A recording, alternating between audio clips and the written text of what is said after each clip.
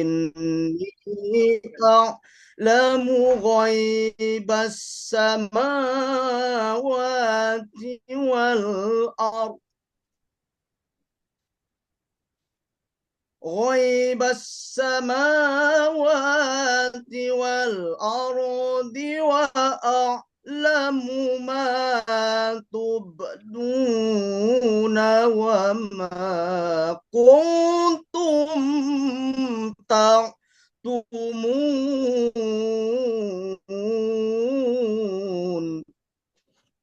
Oke, cukup. صدق الله العظيم. Silakan tutup Qurannya, Bapak. Sedikit saya tanyakan artinya, Bapak bisa? Qala Apa? ya Adam, ambihum bi asma'ihim. Kira-kira artinya apa? Kalau Adam berkata Adam eh, Qala ya Adam. Qala ya Adam. berkata Adam Siapa yang berkata di sini? Adam Benarkah? Qala oh, ya Adam. Ini ada yang berbicara kepada Adam. Ambihum bi asma'ihim. Katakan ya Adam, sebutkan. Coba beritahu kepada mereka tentang ya, nama-nama itu. Artinya siapa yang menyuruh di sini? Allah. Allah berfirman. Ya, eh, sebagai guru PAI, ya Ya. kita tidak tahu di sini mau guru PAI ini harus tahu semuanya, bukan Ya. cuma Al-Quran hadis ya, karena Bapak guru PAI di sekolah. Jadi guru PAI di sekolah itu bahasa Arab harus bisa. Kemudian Al-Quran hadisnya paham, fikihnya paham, akidahnya paham.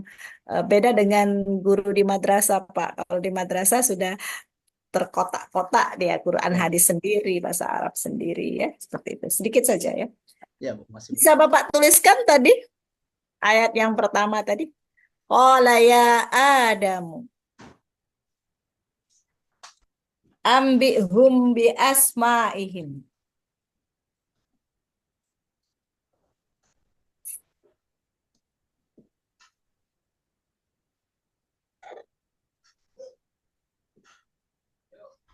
Bagusnya ini ada papan tulis kecil tuh di belakang. Jadi langsung putar balik nulis belakang.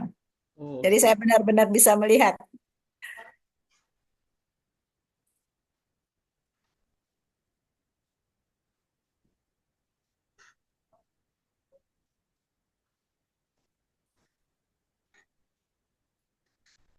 Qala Adam apa tadi Bu? Bu. Qala ya Adamu. Qala ya sama Bu. Qala ya Adam.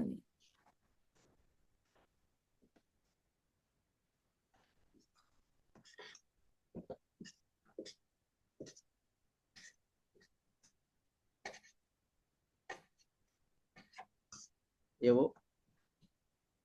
Ambihum. Ambihum. Ambihum. Ambihum. Nah, tulisan ambihum itu real dengan bacaannya kan beda.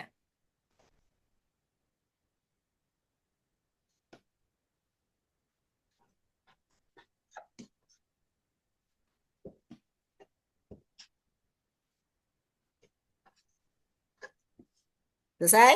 Ya Bu. Oke, coba diangkat.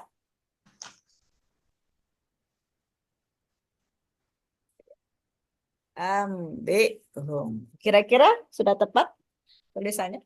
Benar? Insya Allah Ibu. Insya Allah. Maaf kalau salah Ibu. Menurut Bapak, tulisan Bapak perlu banyak menulis lagi atau gimana?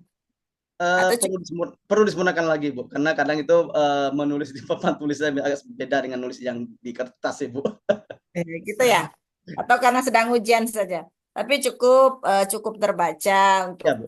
siswa-siswi kita ya. Iyalah. Jadi usahakan kita menulis dengan jelas karena Ya Bu. siswa-siswi kita juga kalau tulisan kita tidak terbaca bagaimana Ya. mereka akan nyaman ya membaca Iya Bu, tulisan. baik Bu. Terima kasih Bu.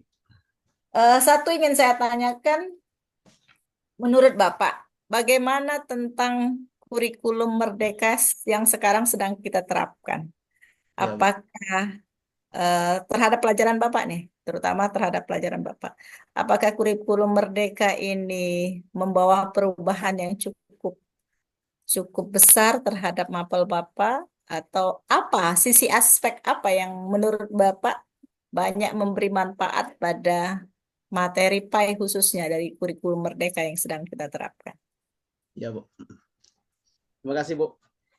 Memang sebelumnya, Bu, kebijakan kurikulum Merdeka ini diperkenalkan oleh Kemendikbudristek dalam hal ini Pak Menteri kita Pak Nadiem, Bu, ya, Nadiem Makarim, eh, yang mana tujuan dari kurikulum tersebut untuk memberikan kebebasan, Bu, kepada pihak sekolah, kepada guru maupun kepada siswa dalam proses belajar mengajar di sekolah. Nah, kaitannya dengan saya selaku guru PAI, Bu, sangat membantu karena apa, Bu? Di dalam kurikulum Merdeka ini siswa dituntut untuk bebas dalam berkarya, bebas dalam menentukan minat dan bakatnya, bebas dalam memilih mata pelajaran, termasuk juga kami selaku guru juga bebas di dalam memilih metode-metode pembelajaran yang akan kami terapkan di lingkungan sekolah kami, Bu. Itu sangat membantu kami, Bu.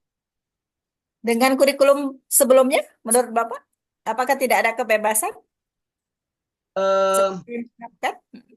Kalau di K13 kemarin, Ibu, ada sedikit ini pemahaman saya, Bu, ya, yang timbul dari ide-ide kita sebagai guru itu dalam menciptakan proyek, Ibu. Artinya karya-karya nyata yang sangat relevan dalam kehidupan sehari-hari yang harus anak-anak itu uh, timbulkan, yang harus anak-anak buat demi untuk pendidikan mereka, Ibu.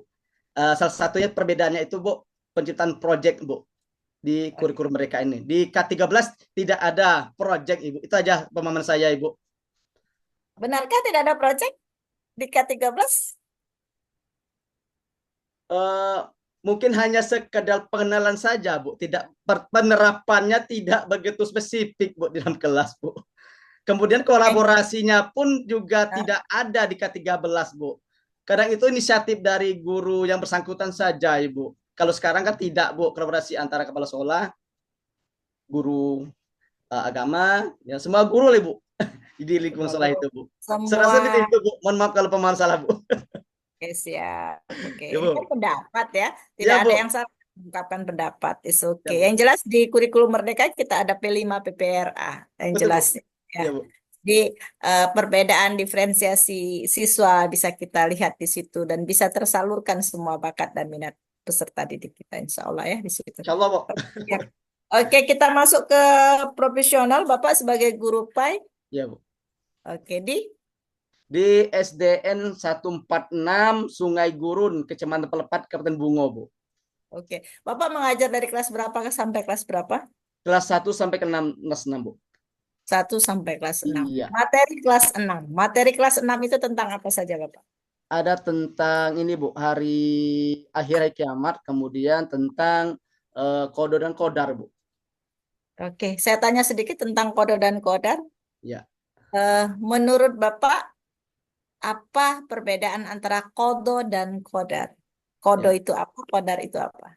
Uh, Kalau kodok itu, Bu, suatu ketentuan Tuhan yang tidak bisa dirubah oleh manusia, Bu. Contohnya kematian, nih, Bu, ya. Kemudian gunung meletus, Hmm. kemudian banjir, bandang, kebakaran. Nah, kalau untuk kodar itu, Bu, ketetapan yang diberikan Allah manusia yang bisa dirubah oleh manusia itu sendiri selagi manusia itu mau berusaha untuk merubah Ada kehidupannya. dalil yang menunjukkan tentang itu? Pemabuk, Bu, jujur. Innallaha la yughayyiru Oh, qaumin ini nama. hatta Oh ya, yughayyiru ma bi ampun. anfusihim. Oke. Siap. Oke. Itu tentang kode dan kodar. Nah, ini kan masih di tahap anak sekolah dasar, Bapak ya. Bagaimana Ya, Bapak memberikan pemahaman tentang kode dan kodar ini kepada peserta didik Bapak? ya, Karena secara tingkat pemikiran, umur, mereka itu bukan ibu-ibu pengajian yang bisa menerima kodo dan kodar itu batasnya sampai di mana ya. Ini masih dalam tahap anak-anak yang perlu kita kita arahkan ya untuk memahami eh, rukun iman yang keenam ini ya, percaya kepada kodo dan kodar. Karena kalau yang lain-lainnya itu secara keimanan ya percaya kepada Allah, pada Rasul dan lain sebagainya itu biasanya tidak ada istilahnya itu tidak ada ujian di situ ya. Nah, tetapi sudah sampai kepada kode dan kodar di sinilah bagaimana manusia itu diuji dengan takdirnya Allah itu ya. Takdirnya Allah seperti kematian ya. Tidak semua bisa menerima. Nah, kalau untuk tahap pengajian, Bapak mungkin ceramah di ibu-ibu pengajian itu agak lebih mudah menyampaikan hal tersebut. Berbeda dengan di sekolah dasar. Bagaimana teknik atau metode Bapak menerapkan materi ini kepada peserta didik Bapak? Memberikan Ya, pemahaman tentang konten ini. ya. Oke, Eh, silakan Jeli. ya Bu, baik Bu, terima kasih Bu. Jadi ketika saya menjelaskan materi tentang kode dan kode pada anak Bu, saya memanfaatkan media Ibu. Jadi kan ada media tentang kematian Bu ya, mungkin ada gambar keranda, orang bawa keranda ke masjid Bu ya. Jadi kita jelaskan, nah, ini orang meninggal gitu Bu. Kemudian gunung meletus gitu Bu ya. Nah, kemudian banjir bandang. Nah, di situ saya menjelaskan Ibu tentang kodo dan kodar. Kemudian kodar itu Bu, saya menjelaskan tentang prestasi-prestasi anak bisa kita rubah kalau kita ingin pintar tentunya dengan belajar Ibu. Tentunya kita memanfaatkan media yaitu sumber buku sebagai sarana kita untuk belajar. Jadi saya menggunakan media Bu untuk menjelaskan tentang materi kodo dan kodar ini Bu. Oke, seperti itu. Untuk PTK, apa judul PTK Bapak? Meningkatkan minat belajar siswa, meningkatkan kemampuan belajar siswa tentang materi zakat fitrah dengan menggunakan poster zakat fitrah Bu, menggunakan poster. Jadi meningkatkan nilai, prestasi, atau apa tadi? Meningkatkan? Kemampuan pemahaman siswa Ibu Oh, meningkatkan kemampuan. tentang materi zakat fitrah dengan menggunakan media poster gitu Bu. Jadi nanti saya membuat poster tentang zakat fitrah Bu yang akan dijelaskan kepada anak-anak. Harapannya nanti ketika menyampaikan materi ini dengan menggunakan media, dengan tidak menggunakan media itu berbeda hasilnya. Seperti itukah maksud dari penelitian Bapak? Tentunya Bu lebih meningkatkan pemahaman anak Bu. Berbeda dengan kita belajar bersumber hanya satu buku tapi tidak menggunakan Oke. media. Oke, Artinya kalau bagaimana? dengan media anak lebih memahami Bu dari materi yang kita sampaikan. Ya, bagaimana Bapak mengukur pemahaman anak bahwa dengan media Bapak apa pemahaman anak itu lebih bagus dibanding tidak menggunakan media? Bagaimana cara Bapak mengukurnya?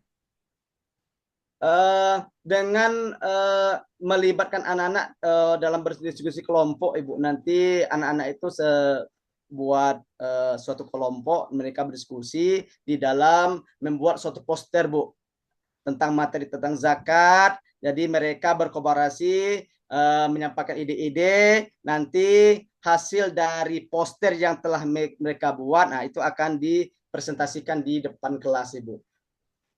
Nah itu rencana saya Ibu. Rencana ya? Iya Belum Ibu. belum dilaksanakan PTK-nya? Ini kan belum PPL Bu. Belum pernah apa? Belum pernah melaksanakan PTK sebelumnya? Penelitian Jujur tindakan. Ibu, jujur Ibu, belum pernah Ibu. Oke, siap.